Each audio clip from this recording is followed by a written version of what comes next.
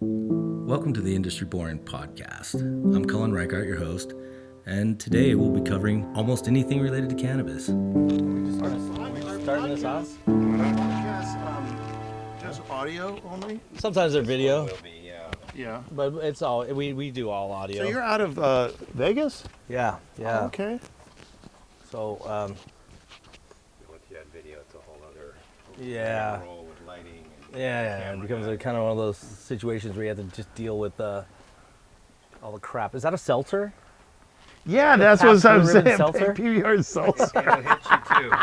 In about an hour, you'll feel that. Oh, really? Yeah, I took one last night and it. You mean like I don't have to drink 8 Pabst beers and then it hits me later? One, yeah. Just one at a I time. think probably the worst beer hangovers I've ever had in my life were on PBRs. That actually Yeah. might be why I bought all that Tylenol this morning. That's Careful. they call It it. might still have that in it. That was funny.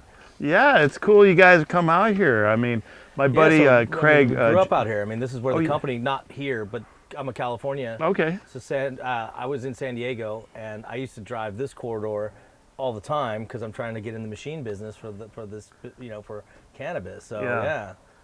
I've been by this place a lot. Right. You know. I bought a machine Yeah. last year, and wow, it's great. It Yeah? really is great. Which one is it? It's the it's called the Ox Box. I'll have to They're check out that of they're out of Portland, Yeah. and I mean, I'm a mechanical engineer by training. Is that right? Yeah, and I did a lot of production. Like my focus was manufacturing and production. Yeah. And systems and stuff, and I got into robotics. You And want a job? yeah, That's what we do. really. I actually own a seat of SolidWorks. Do you really? Yeah, Good for you. it's not current by a couple of years. They want so much money. It's not worth keeping current unless you're. We only do it for the support. Yeah, exactly. And actually, it's completely a pain in the ass. I'm paying like $30,000 a year for SolidWorks. Oh, Jesus, good. Are you serious? Yeah. Well, I got 6 seats, man. I gotta have. Oh. You gotta have it. 6 seats, Yeah. yeah. Because you can't have one seat and like 5 different employees use it. No. Jesus. No. Such a you gotta racket, have, man. a It's seat for such a everybody. racket. But you could let everything expire. But when it goes too far, Yeah. then you can't re-up. They just get you for all the backs, and they just I know. fuck you over. That's where I'm at. I'm like probably 5 years out right now. You haven't missed anything. Okay. Yeah, you're not missing anything. The only thing is, like, if I sent you a file, Yeah. you wouldn't be able to open it. I have to Yeah. save it backward. Yeah, I have a company that was building motorcycle components, brakes and rotor, Yeah. calipers and rotors and wheels, and we're doing these chassis for drag racing bikes. Yeah. And so I was trying to get everything off paper and into SolidWorks because Yeah. the company was old school, and they did all fucking by hand, do drawings. All those beautiful old drawings that the guys I spend have hours and hours and stacks days of on. these things. Oh my God. But they're worthless. There's no way Yeah. to do anything with them. you You can't know. do anything with it. Yep. It's just dead. It's I mean, just you dead. can send it to a shop that has a bunch of old guys in it. Trying to find here you're in manufacturing. Trying to find an old school manual No, machinist. they're not around. Yeah, it's so rare. And that my business was completely reliant on those guys, and they were crotchety and ornery and drunks and. Yeah, all my kids, all my engineers are young guys right out of college. They've all got degrees.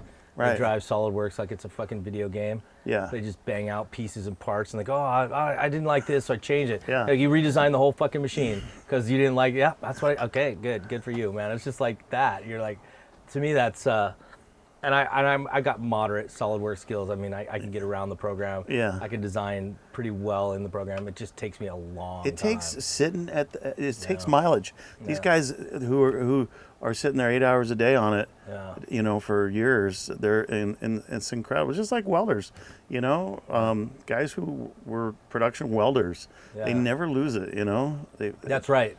They don't. And we just actually got rid of one of our principal welder.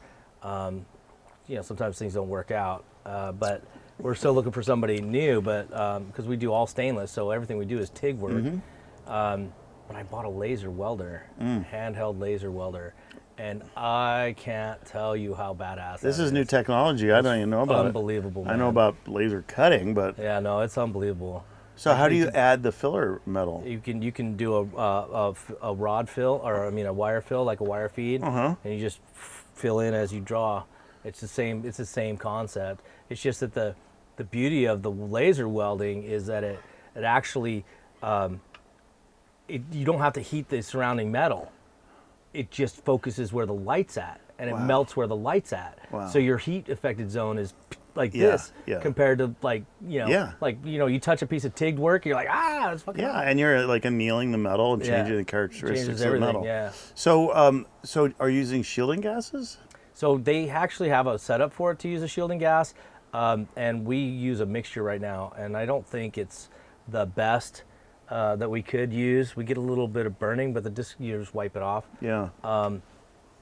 It's a Chinese machine, so it's not quite ready for a prime time machine. Some improvements could be made to it. I gotta look into that, man. Yeah. I've got a big Miller Pulsematic MIG machine, big production MIG machine. Mm-hmm. I have a really nice TIG welder from Miller. Yeah. And but I make a am great just not machine. a very good TIG welder. I just don't have it, Dude, man. it's brutal. Yeah. I couldn't. I'll stick my tongues into that piece of metal faster than you can say boo. You know. Yeah, I had a guy working for me. He was with the company I bought. I bought this 50-year-old motorcycle manufacturing business, and the guy had been there for 13 years. And before that, he was with Salsa Bicycles, and he was hand welding all their frames and shit. Really? And this guy is, Master. oh my God. Master it's class. And yeah.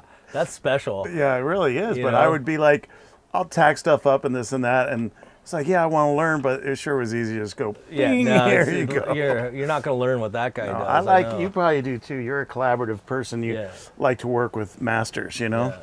I do, but I also, because I'm a production guy, we push really hard to dumb it down as much as we can. That's why the laser welder. I have a laser cutter. I have my press brakes are all a CNC. So I mean, everything we do is now comes from engineering. Yeah. And is translated to equipment. And my operators don't have to be skilled. They just have to learn how to maintain the piece of equipment, right? Because the programming is done from engineering. Right. So you find this whole different group of people. So I don't have masters anymore. I'd love to have them, but we just can't. I can't take time and can't afford it. The guys take too much time. It's like, dude, I need parts. Yep. Yeah, bang parts. Yep. And masterful welders don't want to bang parts, No, man. they don't. They want to make a nice looking weld. Yeah, they're like, oh, you see the colors? I'm like, I don't give a shit about the color, man. I'm erasing it. Just I could bang out the parts. But yeah. Well, your manufacturing's in Nevada. Yeah. Yeah, it makes all the sense in the world. My company, like my manufacturing company, was in Sonoma County, and the guy I bought the company from, he was basically like, yeah, this is all fucked up.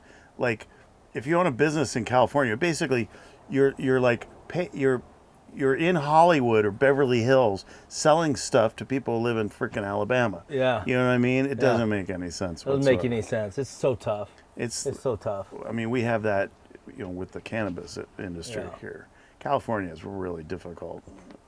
Just had a conversation with a young man who's struggling. It's like they fucked this market up so bad.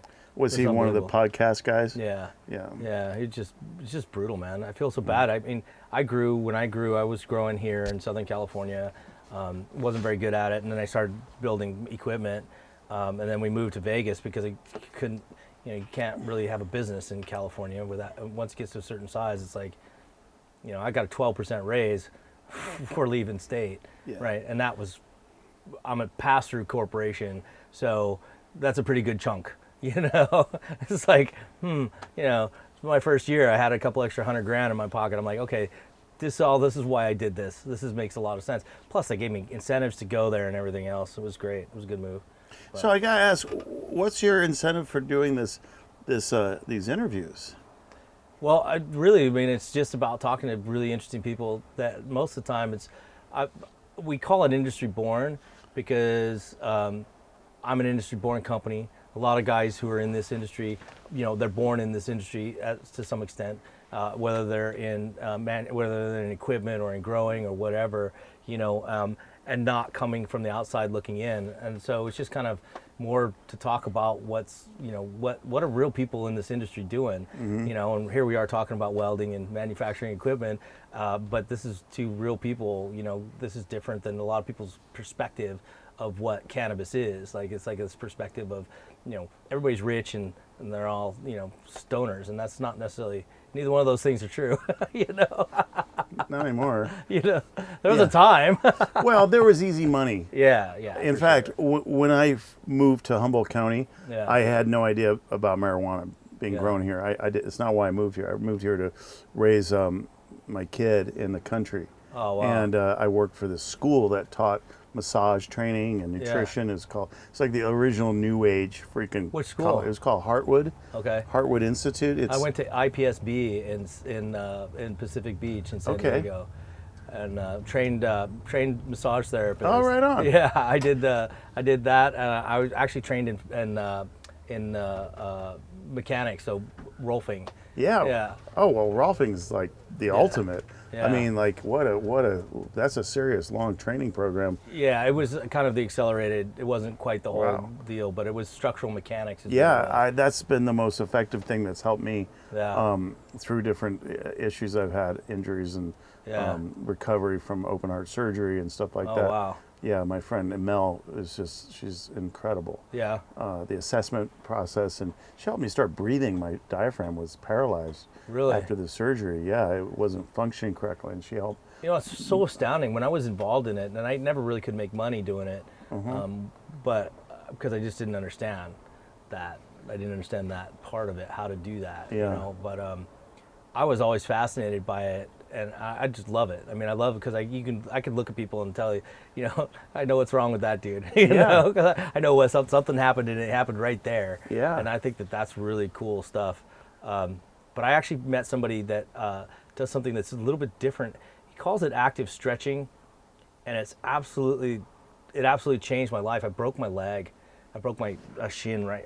Actually, the tibia plateau exploded on a motorcycle. Oh. And so now I have a little metal thing that holds that in Yeah. place. But and I was having a really hard time getting my mobility back and just being able to walk. Yeah. And he does this stuff where which I could never do in massage, but he gets your musculature to refire, right? So he works on like emotion, and he's working on emotion, and he's like, okay, pull against me, pull against me, pull against me, and then he goes, click, oh, there it is, now it's engaged. And then, because he's always trying to get these muscles that are disengaged Yeah. back into working. Wow. And it's such a cool thing. You're like, oh, fuck. And then you're like, oh, wow, that's so weird. But with massage, what I was able to do was find stuck spots and help people Adhesions get through. and Yeah, stuff, yeah. Get through that. Yeah. But he's actually getting the muscles to come back on point. Yeah. And you're like, oh, got it. To fire Yeah, up. I like fire- that terminology. It's pretty cool. Crazy, I did that too. I broke my tibial plateau. Yeah. Yeah, same massage and physical therapy, and it was a lot of work, but It's a How'd lot you of break work. yours? How'd you break yours? stupid. Literally, I was on a run, and it was on a real steep hill, Yeah. steep decline, came down, and just went a little too far forward, I guess, and came Just- straight down. Ah, God, it sounds so Cracked the painful. cartilage and cracked the top of the I ride motorcycles a lot. Yeah. And I do too. I love it. Yeah, me too. I have almost 20 motorcycles. Do you really? Yeah. Oh man, big jealousy right here. Well, you know the correct number of motorcycles to have? As many as you can. No, it's actually one more. One more. Yeah.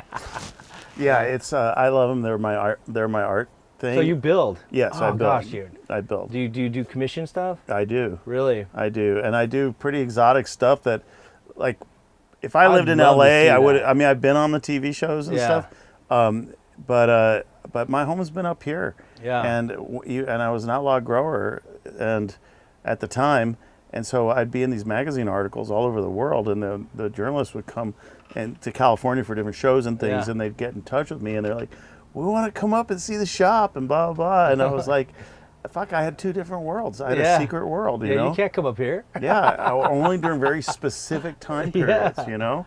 Oh my God. The world's largest most read motorcycle journalist is this guy named Alan Cathcart. Yeah. He's syndicated. He's in all the major magazines. He came to my place, but it was like the timing was precise. Perfect. And so he just kind of focused on the fact that I was an engineer. I worked in aerospace. Yeah. I built this crazy estate up there that's all off the grid, you know. Wow. And when he got back to England to write the article, because he did this one bike that I had that he saw down in LA at a show, and he was blown away by it. Well, then he researched Garberville, and it was like, whoa, marijuana. And he had no, he was a traditional English guy. Yeah. Like, he liked his bourbon, you know. Yeah. And he's writing about this and just going on about how this region's, they even have a cannabis university. He's writing all this shit in the article, Oh wow. you know. But he didn't say in the article that I was a grower. But he almost outed you. He almost, but that kept me kind of away from that industry. Really? I've done a lot in the industry, Really. and I was building custom bikes that were like actually factory like concept bikes. Yeah. So I did 3 bikes for the world's largest motorcycle manufacturer in China, that for Really? sheer numbers, you know. Yeah. But for quality, it was the worst motorcycle company Yeah. in the world. Their stuff was such shit. But I was working through a company in LA, and I did these concept bikes for a big show, a Really? big dealer industry I show. would love to see it. Yeah, I would well, love I to wouldn't see mind it. having you up to my place. Yeah, I'm friendly on both sides. I can have anyone. I'm being legal. Yeah. Being a legal cannabis grow now is like, it's like Yeah. coming out of the closet. I mean, it really, when we became legal, it felt like, wow, this is the shit. We're on the right path, Yeah. man. And I was just looking at photographs the other night from like 2016, 17, Yeah. early 18, and I was at the Emerald Cup down there, and I was working with this company called Flocana. Yep. I was an early poster child for them, you Yeah. know, and I it was too. yeah. Yeah, well, that's a subject, you know. Yeah. I mean, we really realized that we made them look good Yeah. because we were the OG old school legacy farmers. Yeah. And we had stuff going on, Yeah. but anyway, that's a whole conversation about the state of the emerald. It is. It is the corporatization of. It is. It's an unfortunate twist. We knew it was coming. I mean, I think everybody kind of knew it was coming, but Yeah. it's an unfortunate twist. Well, do you want to talk about? I mean, I could talk all day about motorcycles. We can just talk about whatever you want to talk about, man. Because I mean, honestly, so I've been having this moment. I have a victory, and I had a couple victories. I love them, absolutely love the bikes. And then I bought an Indian Roadmaster because that's what my wife and I ride. And so I have Beautiful bikes. Just stunning, rolling stunning art, machine. yeah. Yeah, really, really nice for a factory bike. I fucked it up a little bit, and then I took it back to original. I was like, okay, don't fuck with these things. Just leave it alone. It was just fine, you know. Tried to add pipes and do this crap. It was like, it runs like shit. But I got it back. Yeah. But yeah, so I've been thinking about, like, recently, I'm like, I want to do a bobber, and I've got all this access because I have a shop, and I'm like, well, I don't know what to do. First things first. I'm like, well, first thing is go buy a fucking bike and start taking it apart. And then make different parts and put it back together and make it look cool. But I've been thinking about it for a while, about working with somebody to work on a bike or commission a bike, because they're magic. Yeah. A motorcycle is a magical thing. Yeah, it's functional art. Yeah. It's Yeah, industrial exactly. art, really, you know. It really is. It's industrial art. Plus, you know, the riding of a motorcycle is the ultimate expression of America in my mind. Yeah. It's like still the horse. Yeah. You know, Yeah. it's like the cowboy. I mean, it's the same fucking thing. Totally. Like, I yeah. agree. I hear you, man. My equivalent, I have a 2000 Electric Glide Ultra Classic. Nice. It's got probably about 20,000 miles on it now. I got it with 12,000 miles on it about 3 years ago. Had a sidecar on it. Really? Had to get that out of there, and I sold the sidecar for more than half of what I paid for the whole Really? rig. Yeah, because Oh, wow. they're rare, Yeah. Harley sidecar. But I brought that thing. I kind of I had like neon and Yeah. I unfuckified it. Yeah, you yeah, know? unfuglied it. Yeah. And I just brought it back to the classic freaking Harley Electric Glide Yeah. touring bike, and it's awesome. Yeah. I love it, but I made it work, you know, with Yeah. better brakes, some suspension stuff to get the thing to really Yeah. handle right, Yeah. and then making the motor actually breathe. And, Actually run. yeah, actually run. Instead of beating itself to death. Yeah, 55 horsepower, some stupid thing like that. It went from 55 to like 100 horsepower. Yeah, there like- you go. Like simple. Yeah, 100 is good. Yeah, 100 Oh my is God. actually, now you own the road Yeah. and command the road. You can do what you need to. Yeah, your Indians have quite a bit more power than that. I think that this one has, I think it's an 87. Uh-huh. Yeah, the newer ones are much better. But this one was like an 87. Yeah. I had a classic deluxe, a deluxe. I had a deluxe. I traded a truck for a deluxe.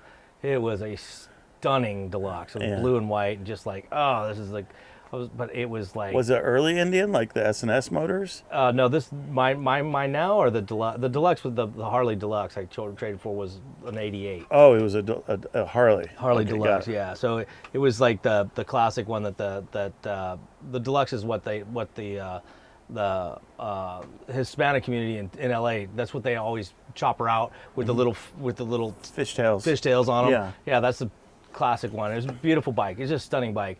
Didn't have any of that stuff on it, but it was an 88. It was such a dog. Yeah. It was such a dog. I just couldn't even. I was like, I'm not gonna. The Evo motor. Yeah, I just let it go. I got rid of it. But it was beautiful. It was a beautiful bike. But the Indian is much more. It's better than that. A little bit better than that. It gets my wife and I out of trouble, which is important, you know. But I want a bike. I want a bike. I want something people are gonna go, fuck. Yeah. Look at that. Yeah, look at that. That's what it's supposed to be. I ride a lot of bikes like that. Like, I took a ride down in Mexico with four friends. We did 5,300 miles in 3.5 weeks. I left from Humboldt, and we went all Baja and the ferry boat over to the mainland and all the way down the coast, and came up through the Sierra Madre Mountains. Really? And through Copper Canyon. Have you ever heard of that? Yeah. It's like this huge canyon system. It's like bigger than the Grand Canyon. Really? No one knows about it because there's never heard of like it. no one there. But the twisties. So I took a Triumph.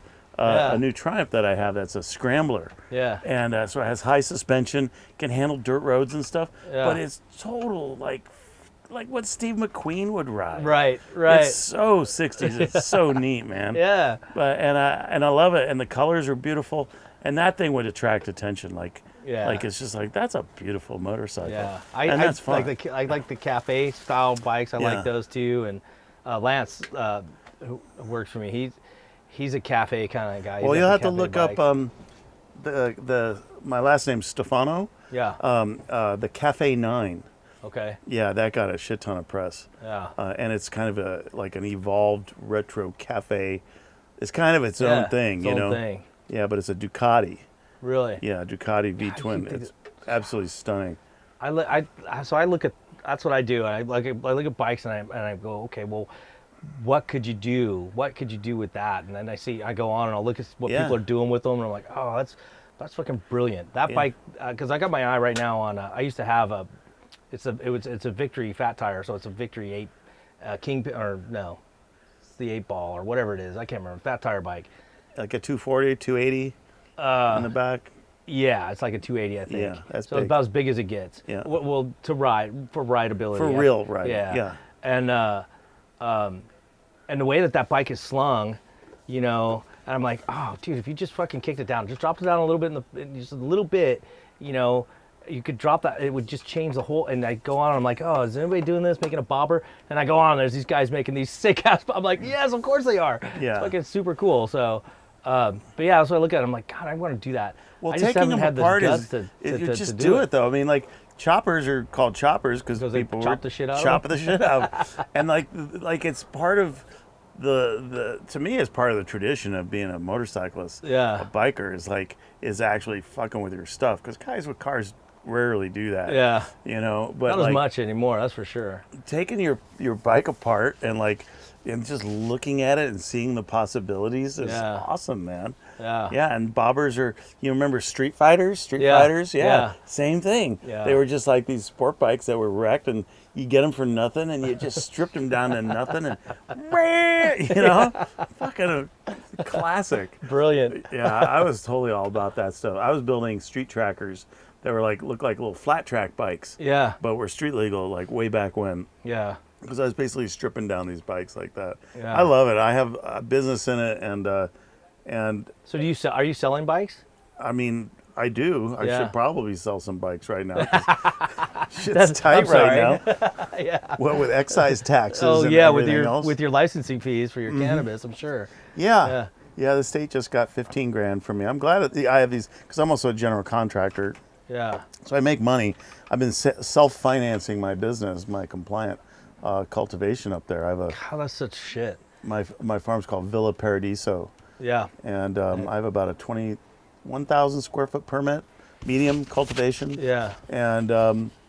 And I'm so far off the grid. I'm all solar and hydroelectric, and Wow, that's great. and we're all the way out there. Our community, I mean, it's a grower community, and Yeah. we are way the hell out there because it really, honestly, in the day, it's like That's where you had to be. we were safe. And you know, when they came out in big convoys and Yeah. helicopters. Yeah. And a lot of times they just leave you alone because they're just a pain in the ass. It certainly got during the Green Rush where they were busting. Yeah. It was obvious. They were busting things that were right off the main roads. Yeah, yeah. you know. Going for the low-hanging fruit. Yes. Yeah. Yeah. I got busted in 2001. Really? Yeah, I was an indoor grower. Then that definitely was kind of my mechanical engineering. You know, it was an easy evolution into that kind of cultivation. Yeah. I could control the systems and everything. Yeah. But it's awful. Yeah. You know, the indoor cultivation is just awful. Yeah. For the world, it grows shit-ass weed. It's chemi. It's, Yeah. I mean, I know a lot of people have big indoors and they don't Yeah. smoke their stuff. They smoke our stuff, my stuff. Yeah, it's a completely different. There's so much missing. I mean, as good as you get, it's still so much missing. It's a completely different experience. In jail, I kind of did the math on the amount of like impact on the environment and the world my indoor cultivation was. Yeah. And it just made me sick. It really did. Yeah. When I did start growing again after 4 or 5 years of not, because of, you know, Yeah. you're- It's called once bitten, twice shy. Little well, gun shy. yeah, and I focused on my other business stuff. I got my contracting and the bike thing really going. Mm-hmm. But when I did come back in, it was as groovy as possible. Like I wanted it to be just not just organic, but like what can I give back Yeah. as a steward of the land up there? And so Yeah. it's a regenerative farm. You know, we have all kinds of inputs there, and composting and everything else, and the solar, and all kinds of stuff. We have very, very low. We don't use plastics. We use netting, jute netting Yeah. for our trellising and stuff like that. Bamboo. Most farms you go to around here just have piles of plastic trash, like Lots of waste, unbelievable waste. Yeah. All the pull tarps and everything else. Hey, to each their own. But man, it's like if you're just looking at it in terms of impact, it's just messy. Yeah. And the indoor cultivation's gotten really messy. That Yeah. I don't understand how California can even allow it, considering how groovy they are. And with climate change, like Yeah. every single joint associated with indoors is got a carbon footprint. It's Yeah. crazy. I think it's pretty amazing that they haven't been more stringent on it, because to your point, it is absolutely as impactful an operation I mean, as you can have. other It growers. just really is, but I mean, it's not. I mean, there's plenty of guys doing good work, but honestly, I mean, look at how much harder it is to do that. How much more work it is to manage that amount of waste that you have to have. That's what you have to produce. You have to produce a certain amount of waste, because that's how it is. You know, in the outdoor, most of that stuff you can recirculate or keep within the system, right? You don't have to have brand new medium every time you grow. You don't have to, figure out how to wash out all your salts. You don't have to figure out where you're going to flush that stuff down. No, you're 'cause cultivating killer Yeah. soil. You're Yeah. cultivating live soil. you're spending your time making soil. The thing makes good about the plants. full season plants is that they have this. You're building soil so that it can do a full season. It's not you're not supercharging or turbocharging the weed by giving it chemical fertilizers. It's a lot like steroids. I mean, when you look at the way that we do those plants, but your gain is so low. Yeah. Like, what's the real gain when you look at the cost? Well, Like, they get something that looks really good on Instagram, like the age of the buyer, the age of the buyer coming up Yeah. to our place and actually smoking. Yeah. Like rolling a joint from your pounds. That's so gone. Yeah. That is so gone. It's just like they look at it, they want it to look like something on Instagram. Yeah. And they want it to all look like indoor. Yeah. And I'm like, who is driving this economy? Who's driving the market here? And I mean, you want to do a state of the Emerald Triangle, what's going on in the Emerald Triangle? We're pretty fucked right now, Yeah. And we're not like driving the boat, even though we kind of created this industry. Yeah. Stayed in it and provided really amazing weed to people. Right. When it was dangerous to do that, Yeah. Well, it was more than dangerous to do that. The point is that what was the point? What was that? Fuck, I don't know. We were rolling right along. yeah. I guess I get a little upset about where we're at in the Emerald Triangle. Yeah, I get upset about what's going on. There's a big market collapse right now. Yeah. And that's affecting people really, really strongly. Well, 2 years ago we saw it in Oregon. Mm-hmm. And that there's, I don't know. I was just talking about this a minute ago too. Is like, this is really, like, to see the price go to 500 in California. That's astounding. Yeah. Like, that's astounding. And and I saw something about them talk about stimulus for California cannabis, and that just means they fucked it up.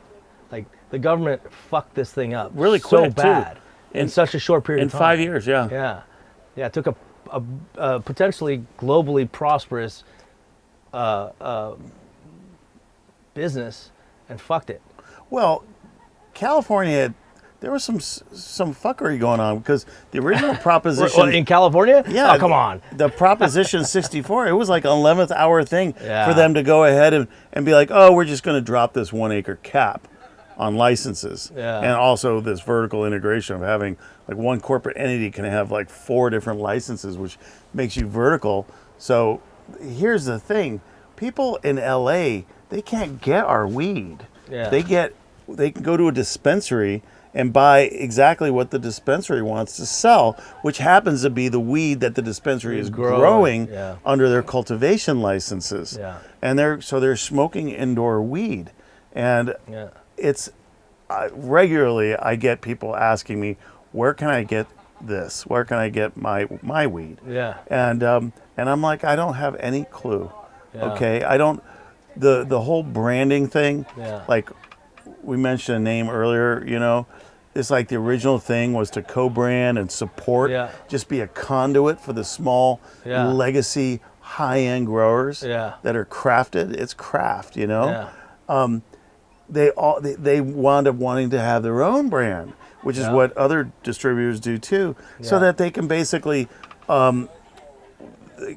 they can fulfill supply line any way that they want to. Yeah, it gives them much more control and much more value. Yeah. I get it. I know exactly what they're and I just don't understand, like, that'd be kind of like a dairy farmer, right? Saying, "Oh yeah, you got 30 cows." Well, you're gonna have to come out with a brand. So I need you're gonna have to have some really good marketing on your milk box. Like, really, dude? Fuck, you can't. How are you going to compete in that world? Well, the right? way they could compete is by selling They direct do. to a consumer. They do, because they put all that shit in their brand box, right? We just don't, at the size, you don't have the I mean, how hard is it to get brand recognition, period? And then the amount of money it takes to get global recognition. Well, people don't understand really what it means. It's millions and millions and millions of dollars. And you're competing on Instagram, which Yeah. is a global marketplace, Yeah. against big guys that Well- already have that pull, or already some of these brands have brands built on other things, and then they're coming in with cannabis. It's just like I'm not making any assumptions, but I'm do you have a marketing team? How many people do you have running your Instagram? It's like, My girlfriend's fuck, man. putting things on Instagram There you every go. now and then. That's how it is. We're not megacorps. No, you can't We're be. not we're the opposite of corporate weed. We're Yeah. like highly craft. We're like the parallel obviously is the wine industry. Right. Also cigars, okay? Yeah. But the wine industry, a small scale, like under 1,000 cases a year, high-end winery gets so much recognition, and they have a mailing list that is full, and their shit's sold. Yep, because You they know? can They can sell. sell to the consumer. Consumer, We correct. can't sell directly to the consumer. We have all these people in the middle, and they take our weed and throw it in with just as bulk. Yeah. And this is the horrifying thing in the last few years is like they don't want to smoke this stuff. They don't even know anything about that. Yeah. That this effects of naturally grown weed is so much better, and they don't. And we're doing good things with the land and everything else. people would want our stuff. They just can't. Don't have a direct path to get it. Yeah. That's a real problem. Amongst other things like Yeah. being taxed like mad, They're fucking taxing whether that. we're making money or not. Yeah. That's bullshit. That is bullshit. It feels punitive. It is They punitive. still hate us, like off the gridders or whatever. No, it definitely looks like that. It feels that way. It looks that way. How can you? I mean, we have similar problems, not the same problems. Obviously, I don't have quite that level of taxation, but I don't get any representation. I can't get banking. I can't do business like a normal fucking company. Right. So I get it. It's like, why? Whoa, you're in cannabis. No, I'm not. You won't find any cannabis in my shop. You will never find any cannabis in my shop. You never see cannabis in my shop. You have the word green in the name of your. I could change the name of my company. They still come after me that way. It is punitive. Like, I can't get lending. I can't get short-term money. Don't have any access to any of that stuff, which is all the kind of stuff that a company like mine needs, but I can't have access to. Right. So it's the same. You guys are getting it much worse because of the taxation and the regulation that's fucking created by morons who've never run a business in their lives. These people are elected officials who've never run businesses for the most part, and they craft legislation based on who has the most money talking to them, getting their ear. And then they come out with this shit, and then they crush, and they took a vibrant, like, I can't even believe that California isn't the world market leader in cannabis. This state should be making which they do anyway, they do make the best cannabis in the world. Why is it being killed? It's being destroyed when this is the mecca, the foundation of cannabis. Like, the best cannabis in the world has always been grown here. It's right here. People don't have access to it. That's right. The distros do not want to buy our stuff and sell that in. There are some dispensaries, that do like showcase. There's like Soulful down there in Sebastopol. Awesome. They're into the craft farmers, but 99% of them don't care, and they're because they're. I think they're just connected to the cultivation. They're just selling shit weed. Sure. And the thing is, the price at the dispensary hasn't changed at all. It never does. It's going to So go up. who's making all the money? Yeah, I know, that's the thing. But that's how it works until you figure out how to balance it out. And how do you balance it out? I don't understand that one. I think there should be different levels. If you're a small, medium cultivator, you have access to. They've got they can't just tax the fuck out of everything. That's just bullshit. You can't just do that. Like, taxing is not the answer. Like, it doesn't do anything. Just because something is valuable doesn't mean you get to fucking rape the people who do it over the coals. Well, like you brought up before, they think that all cannabis, everyone in the cannabis industry is rich. Rich, yeah. And so the money grab has been unbelievable, dude, over the last 5 or 6 years. From every direction. Everybody's you want to got their hands get certified with some company that does organic certification. Bam, where's the money? Money. Money. And there's a lot of profiteering going on. Yeah. And the government, they it's really been ridiculous. I mean, they're killing it. They're choking it out, and they're going to choke it all the way out. But so many of us have made it this far. Yeah. Like, been 5-6 years in it. Like, it was it was the summer of 2015 when this whole area here, the Emerald Triangle, had like a tremor go through it because the water board, the state water board, with satellite imagery, is basically they've threatened everyone with $10,000 a day fines if you didn't sign on to sign into the water program with California, which most of us had never even heard of. That you even need to do that. But that was the very beginning of the regulatory thing that's wound up with compliance. Is that if you were going to be a cultivator, you had to. That was the first big step. That's the first thing that had, like, well, oh wow, we have to interact with the outside world here a little bit as growers, other than being busted occasionally. That was the first one, and there's so many agencies and everyone else now involved in it. It's a struggle for so many people I know have not made it through compliance. Yeah, it's unbelievable, and they wonder why the black market is still so strong, and it's actually probably stronger than the legal market at this point, just from a robustness. Here's how do you do it legally if they're killing you? Yeah, there's this other thing I was thinking about. if you added up all the square footage of all the cultivation licenses that the state of California have granted, Yeah. and then you go ahead and do an easy, algorithm on like what's times whatever amount of pound of Yeah. production per square foot or whatever, and then take that amongst all the adults in California.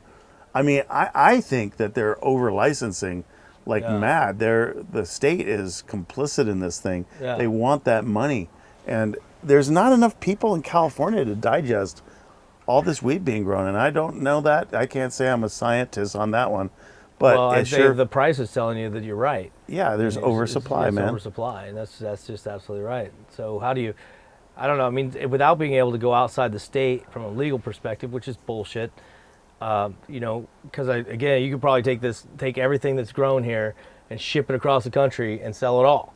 Oh That's how well, it should be. But traditionally, that's what we was don't going have. on. We don't want to do that. We want to have this. We want to have these microcosms of business climate, and we want to have the rules here. And it's just fuckery all the way through. And this state's not the only one. Every state's having the same kind of problem, and the federal government's just sitting on their hands waiting. What happens when the federal government comes on board and says, "Oh yeah, we want a 30% tax," because what? That does nothing for anybody that's producing. That just doesn't do any. Taxes never really solve the problems that people who tax think they solve. Yeah. They tell you that, oh, we're going to tax, it's going to do this. No, it's just going to fucking cost the guy that does the work money. If you came That's all down it's our county road, okay, Yeah. our county municipal government supported road, it's shocking, dude. Maybe in the Kalahari Desert in Africa after a rainstorm, the roads are worse. They are so fucking bad. It's unbelievable. All that good marijuana money at work. Well, so like these funds that we pay into this Measure S are supposed to go towards Yeah. a fund that is to support then, Right. come back and help and everything else. Well, nothing's happened. Yeah, in Vegas, all the marijuana money was supposed to go to the schools. Not a fucking penny's gone to the schools, man. It's going into the rainy day fund. We have a fucking rainy day fund, dude. You know what a rainy day fund is? I don't know what a fucking rainy day fund is. It's somewhere where the governor can put his fucking hand when he wants to, and that's what it looks like is happening. Wow. We had a rainy day for the last year and a half, COVID. So Yeah. that money's not, no one even knows where that fucking money is. Wow. It was supposed to go. Yeah. It's allocated or was sold to the people Yeah. that money from this will go to schools. Because the school system in Vegas and Nevada, the worst in the fucking nation. The worst. Shit. Horrible schools, right? So, we're going to use this good money. We're going to fucking... They ain't using that fucking money for that. It's like San Diego. When I was in San Diego, they're like, the lotto, man. We're going to use all this fucking lotto money to pay for the schools. They didn't fucking pay for any schools with the lotto money. It went right in the pockets of the fat cats, and you never see that money. It's just bullshit. It's lies upon lies. They just keep taking that fucking money, and you just run out. You can't do it. It's not designed to be sustainable. It's not, because they don't have any idea what it takes. You know what I mean? It's not designed with sustainability in mind. Yeah. You can tax. I don't have a problem with taxes, but when you go above what is tenable, you ruin the system. Yeah. The system can only survive under a certain amount of pressure. Yeah. You go beyond that and you destroy the system. That's the way you see it every time that the administration changes and they lower taxes. You see a spike in economic productivity and movement throughout the whole country. Right. Everybody gets excited. You go the other direction and everybody gets fucking dampened. It never ends. It's always the same fucking story, and they always do the same thing. And they always, no, we need more taxes. You can't tax it to death, man.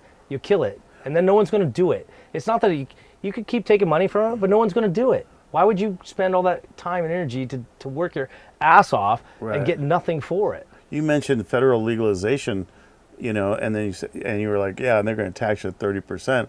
I've been thinking about this lately. It was like, well, I wouldn't mind paying more tax if through federal legalization I was able to access Be able to sell the it entire to the country. Yeah. but I was able to access customers directly and have them on my my customer list. If that was the case, then I would probably be okay about boning that up, because I really think that's a huge. Well, if you had direct access to a market, you'd be better off Yes, anyway. I mean, yes. because then you can afford that. But but the problem is all those middlemen, and then Well, there wouldn't be middlemen with these Amazon kinds would be of there. farms. Amazon would be the delivery company for weed, and you know. Well, there are some companies out there. It seems like there's this new generation of online. Like you have the delivery service, right? Yeah. But basically putting people together with the weed that they want Yeah. and having it get to them. This new generation of this online based stuff is happening. Yeah. Ginger and this other one I can't remember, but we don't have that right now, and it's really screwing us. It's really bad. It is really bad. It's unfortunate. I'm not a politician. I don't run a fucking a country, so I don't know what the fuck I would do. But it just isn't right. It doesn't make any sense to me the way they do it. It's so highly regulated. Maybe after federal legalization, that really will change. I mean, California is so fucked up. I mean, Or I can't. descheduling. Can you imagine California actually doing anything? Like California is just, they've created this problem. They've created a lot of problems. Yeah, they do that too. They do. They try and fuck up everything. They chased you away. Yeah. Like you A vibrant business. like thousands and thousands of others Yeah. that would love to be here. Yeah. I mean, and I did love. I loved living in San Diego. It was a beautiful place. yeah. But I make better money, and I can visit San Diego anytime I want to. Well, we just in California, we just happen to have the very center and original beginnings in the United States of growing the very best weed, Yeah. and so we can't go anywhere else. We're dependent on the weather and the weather is really important. Yeah. The community is as much important, and and our whole lifestyle around it up there is getting close to 3 generations of people that Yeah. That's being pretty grown. incredible.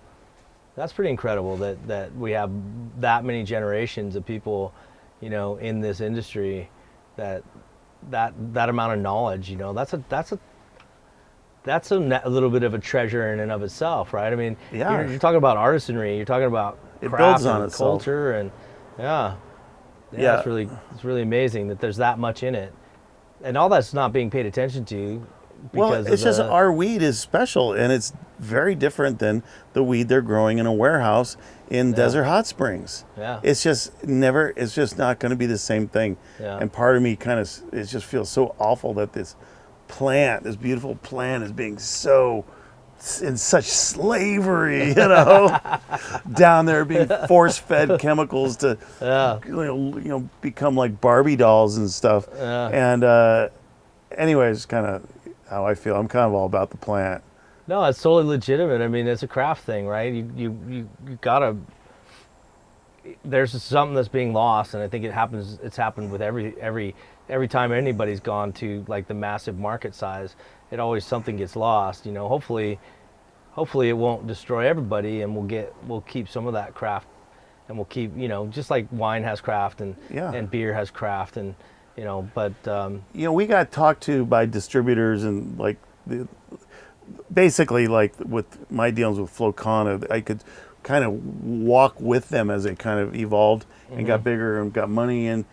I mean, somewhat, not a whole lot. But the point is the whole concept of having to fill shelves. yeah, 1,000 stores across California, you have to stock those shelves with this brand. yeah, And that's the kind of weird, but that's based on a fucked up sales model. Yeah. Distribution, cultivation, distribution, transportation, manufacturing, whatever, then to retail. Yeah. Sales, it's like in that model, you have to fill shelves all over 1,000 stores, and you have to be this big scale yeah. that you're getting forced into this scale. Well, none of us craft farmers can No, you can't do it. fill, produce that much, Yeah. whatever it is, 100,000 pounds a year Yeah. or something. I think, but a different sales model, like basically having actual consumer access, direct sale, Yeah. that would then you I don't mean, have to stock shelves. I know why they haven't, but I mean, there should be the Amway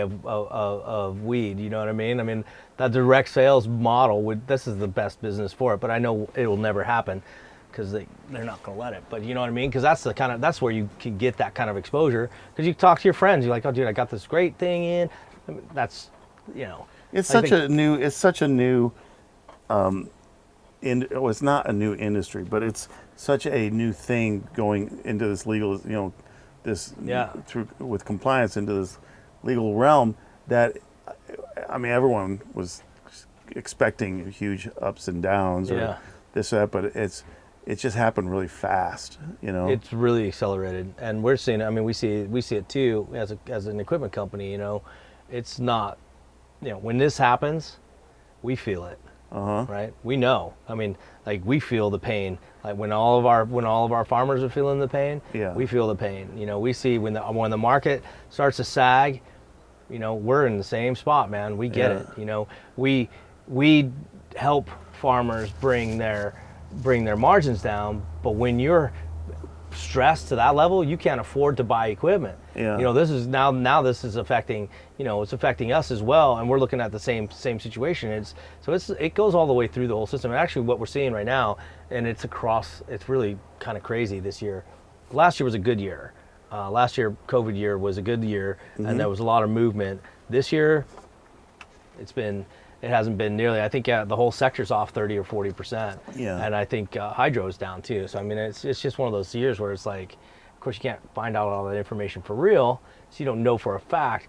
But when I come out here and I start talking to people, and they're like, "Wow, market's down," and I go, "This is the largest market. This is the largest market for us. This is the largest market in the world for us. This is the largest market in the world for cannabis. And if this market is going like that, then that's just what's that gonna do? It means everybody's in a push like that. It's happening across. So it'll balance at some point. But I mean, I don't know. I don't even know where I'm going with that. It's fucking frustrating, man, because it doesn't have to be like this. This could be a really vibrant economy and a really vibrant, business for a lot of people if they would just stop fucking it. Well, we've been working for years to be businesses in this, and to do the transition. There's a couple of things come to mind, like all this weed from Southern Oregon that's being grown is supposedly hemp, but is not. It's OG or whatever. It's coming in, like, it's affecting this market in a big way. Well, they got fucked 2 years ago. I mean, they were down at $200, $250, $300. Because it's out of hand. Yeah, they over licensed. Right. Yeah, they over licensed, and they don't have anybody. Nobody lives up there. So how many billions of tons of cannabis can you sell in Oregon? It doesn't work that way. Yeah. How have I ever sold weed to Oregon? No, probably not. I gave a lot of people weed, but I think, I think there's obviously a situation going on. We've had, the people who are going to make it through this are going to be the people who want to really be here on the small to mid-size farm thing. There's a lot of people who've just showed up out here just to make money, but the kind of my friends and the kind of farmers I know are people that actually have home here. They raise kids here. This isn't the first conversation this story is what this story is. It's like there's got to be a way to figure out how to fix it, but I just don't, like, what can you do? We just have no access to what you need, and they're not going to give it to you. You know what I mean? And to your point about the distributors, what distributors want? They want margins. They want margins, and they want shit that looks one way or the other, because that's what they're selling. They can just fucking bang it out. They don't want to do any work. Yeah, but they're upselling. They want to buy outdoor and sell it as light dep. And then they want to buy light dep and sell it as like glass house. And then they want to buy like greenhouse weed and they want to sell it as indoor. Really, they want to buy anything and up it, stage it all the way up to indoor. Which it just boggles my mind that people would want to buy indoor.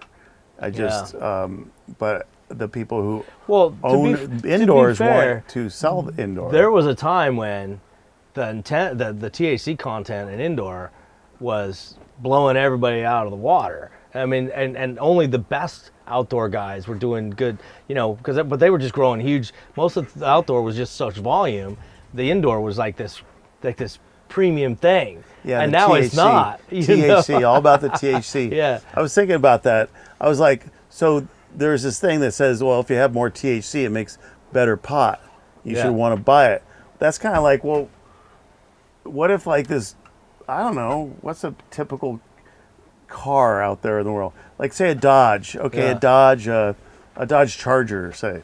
Okay, I have one, an old one. But it makes 600 horsepower. Yeah. Well, the Ferraris and Lamborghinis that make less than 600 horsepower aren't as good. Yeah. They're not, because it's less horsepower. Less horsepower. That's The right. THC is this one fucking thing. I'm sorry I swear so much. No, it's okay. I'm swearing with you, so we're good to go. It's like one thing Yeah. in this enormously complex and amazing magical plant. Right, You know, all these compounds, all this stuff.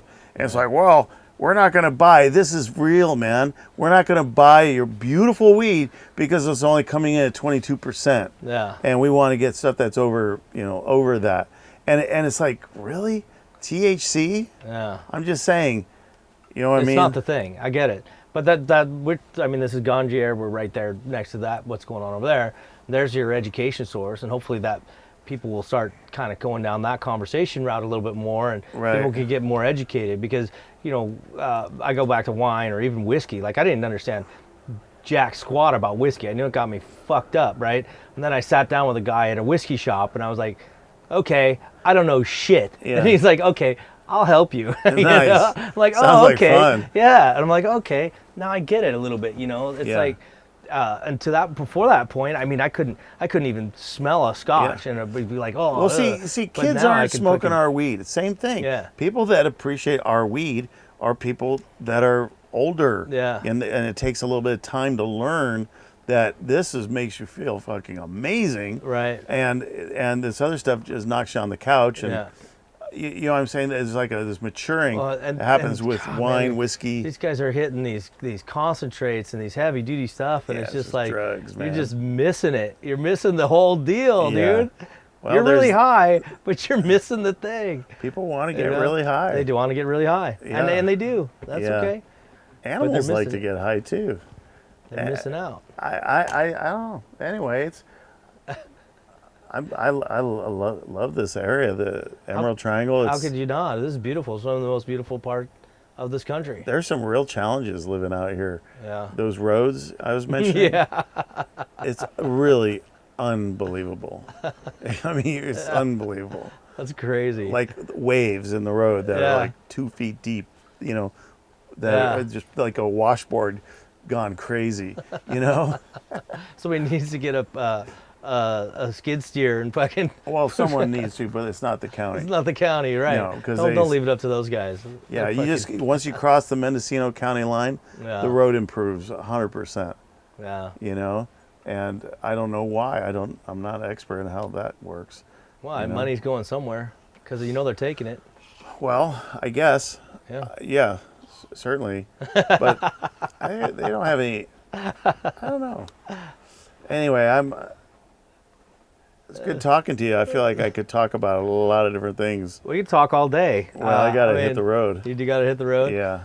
Well, I thought we were gonna have a car conversation too, because I'm a car guy myself. But Oh, yeah? Yeah. What do you got? Next time. I right now I have a Cayman, a Porsche Cayman GT4, Ah, beautiful. which is just stunning piece of machinery, Yeah. and I have a Raptor, which is another stunning piece of It really machinery, is. and I beat the shit out of both of them. Yeah. I drive them like they were meant to be driven. Yeah, those Raptors, when you see someone on the gas, like on the Bell Springs Road, Yeah. it's like 30-mile dirt road that we use all the time. And when those trucks come around and they're on the boogie, You you could see it works so good. Yeah. For the It dirt just roads. goes like a bat out of hell. Yeah. You can do 70, 80 miles an hour on stuff that you would never want to do that on, and it just floats. Yeah, it's impressive. It's really cool. It's a Baja. I mean, they didn't go after four-wheeling. They went after Baja, and that's what it does. Well, It just hauls ass. Yeah, actually, these roads are a lot like Baja roads. Yeah. We don't have the deep sand, Yeah. but like when we punish our rigs on these roads, it's like you got 10,000 miles dirt road on your truck. Well, that's like 10 Baja 1000s, you know? No wonder you had to replace your shocks so much. Every year. Yeah. But so the thing about it is, the faster you go, the smoother it is. Yeah. So you kind of have to drive them like that. Yeah. And they just kind of ride up on top of those bumps. Yeah. Wow. The Raptors are amazing. It's a really good truck. I love it. Yeah, One of cool. my, I sold I traded in actually an F-150, a burly, beautiful black F-150, and a 2015 Mustang for that truck. Yeah. I was like, yeah, this is the best thing I've ever done. Well, you have I a burned the performance. motor out on it, by the way. Oh. Yeah.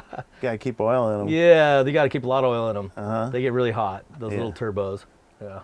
Wow. It's only a 3.5 liter, so it you got to keep 3.5 on 'em. liters. Yeah. 450 horsepower. 6-cylinder V6. Yeah, V6. Yeah, they're pretty impressive seeing on the road. They're pretty cool. Highly recommend one. Yeah. Yeah.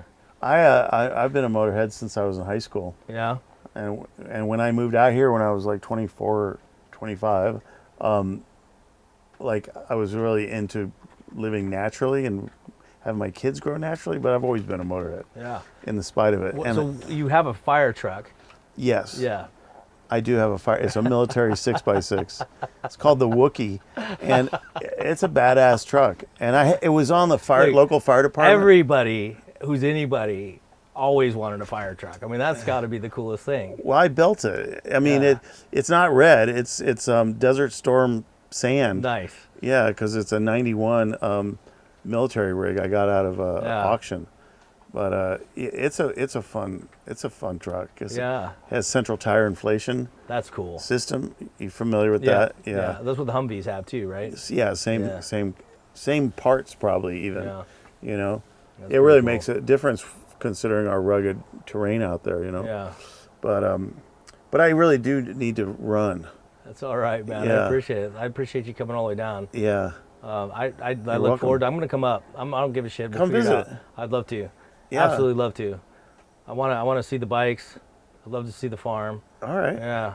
Well, all I'll about it. give you some information here after we Okay. sign off. Well, listen, I know this is really interesting. It's been kind of a eye-opening experience for me, just having these conversations, just to see how, because I knew California was fucking it up, and I knew it was getting worse, but I had no idea. I had no idea that this is where it was at. This is really an interesting moment to realize, like, this is where this economy, this vibrant, happening, new economy has gotten to in 5 years. It's stunning to me that California fucked this up that bad.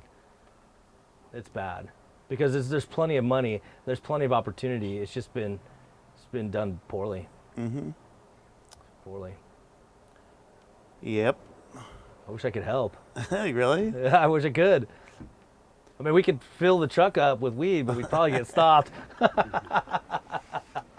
Well, can you loan me $20 so I can put some gas in my truck? I'm just joking. Yeah, I could probably do that. No, man. Sell a couple of those Pabst Blue Ribbons out there. Yeah, thanks for that. It was seltzer. Yeah. Yeah, really good. Oh, well, listen, thank you. I really appreciate it, whoa. man. Cannabis infused. I should have read that. No way. That's it why really? I feel like the way I feel. And you said, like, you know. What? How does I didn't Pabst even Blue Ribbon have cannabis infused? look at it. No fucking way. Paps is in the game. I man. did They just not- came out with that. That was. 10 milligrams. Are we still recording? Thank you guys for joining. That concludes our podcast for this week. Don't forget to check us out on all the socials at GreenBroz.